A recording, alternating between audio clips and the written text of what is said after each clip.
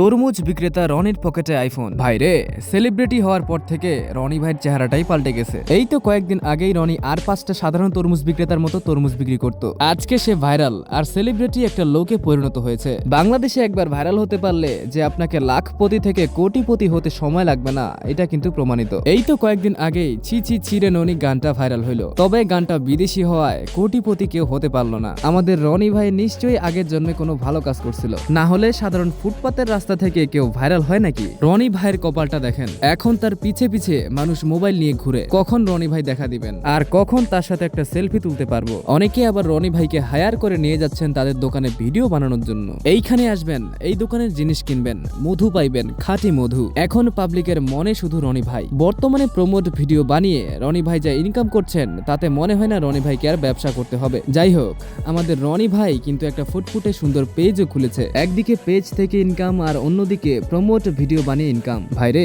কপাল খুললে বোধহয় এইভাবেই কপাল খোলা উচিত।